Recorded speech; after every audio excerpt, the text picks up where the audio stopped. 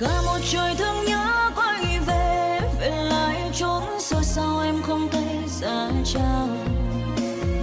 Bao nhiêu năm bôn ba tìm thành công, em đã theo chồng em đi về một nơi xa. Vẫn cứ ngỡ sim tím đang chờ, chờ ngày nắng lên cho bao hương hoa rực rỡ. Bao yêu thương khi xưa mình tôi mơ, ai có đâu ngờ hoa sim giờ đã phai mờ. Nắng vẫn cứ chiếu sáng hiên hoa, mà lòng giá băng như sương đêm đông lạnh giá.